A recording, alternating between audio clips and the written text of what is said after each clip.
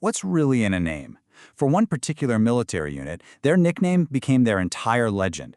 They started out as a domestic security force and completely transformed into an internationally renowned peacekeeping battalion, earning one of the most incredible titles in modern military history.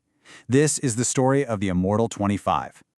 I mean, that's a powerful, almost mythical title, right? Immortal.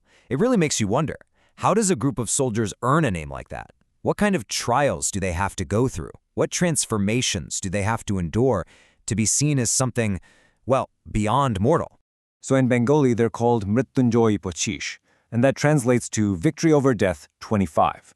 Now, this isn't just some catchy nickname. It's a declaration of who they are. It's this whole mystique that was forged in the fires of a new nation. And we're about to dive into exactly how they earned it.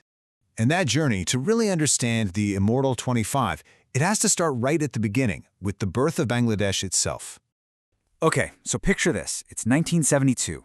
Bangladesh is a brand new nation, right in the aftermath of the 1971 Liberation War. The new government desperately needed a force to help establish law and order. That force was the Jatiyo Gonorokkhi Bahini, or JRB. Its entire job was internal security. Now within this JRB, one unit really started to stand out, the 6th Battalion from Khulna.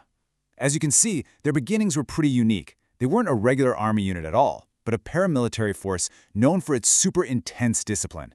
And crucially, they became experts in the tough, swampy, river-filled terrains of southwestern Bangladesh, a skill that would absolutely define their future.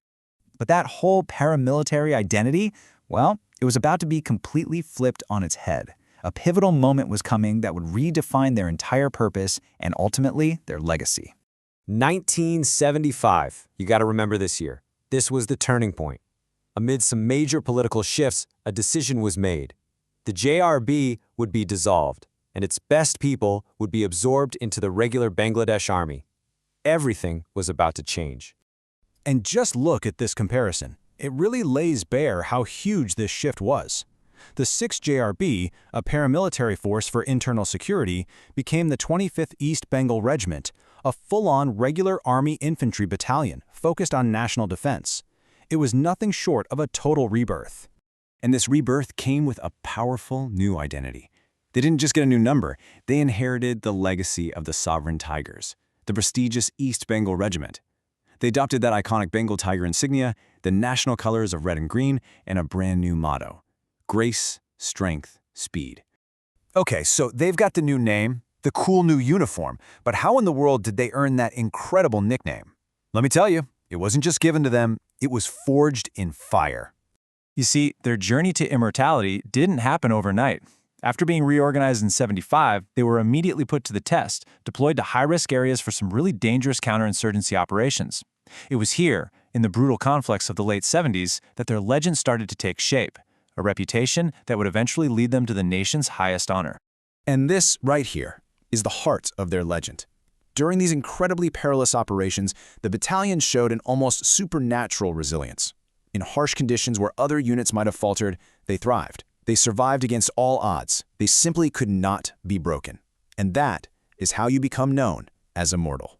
Then, in 1999, their hard-won legacy was officially cemented. The battalion was awarded the National Standard. It's the nation's highest possible recognition for a military unit. It was basically a formal declaration from the state itself. The Immortal 25 were among the absolute best. But believe it or not, their story didn't end there. In the 21st century, the Immortal 25 took their reputation from the fields of Bangladesh straight to the global stage. Yeah, after proving their mettle at home, the battalion became a key part of Bangladesh's contribution to United Nations peacekeeping missions all over the world. Serving under that famous UN blue helmet, they built a whole new kind of reputation. Deployed to some of the world's most dangerous conflict zones, they became known for this rare combination of being culturally sensitive while also being tactically firm. They were more than just soldiers. They were diplomats and peace builders, and they really strengthened Bangladesh's standing on the world stage.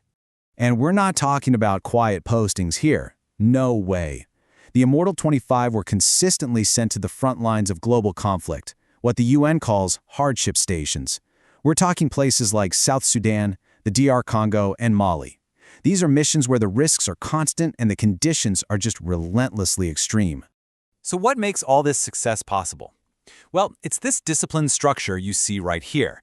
This clear chain of command, from the lieutenant colonel all the way down to the sepoy on the ground, is internationally recognized. It's really the bedrock of trust that allows them to integrate seamlessly with forces from dozens of other nations, operating as one cohesive unit in the most chaotic places on Earth. All right. So after this incredible journey of transformation and service, what does the battalion look like today? Where are they now? Well, in a pretty remarkable way, their story has come full circle. Today, the 25th East Bengal Regiment is a frontline unit that specializes in amphibious and delta warfare, the exact skills they first mastered as young recruits in the rivers and marshes of Khulna all the way back in 1972. Ultimately, what really endures is their unique Mritunjoyee culture, that victory over death spirit. It's this powerful blend of the revolutionary fire from their early days with the cool, professional precision of a modern fighting force.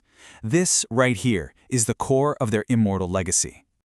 You know, the story of the Immortal 25 is so much more than just military history. It's a masterclass in evolution. And it leaves us with a powerful question to think about.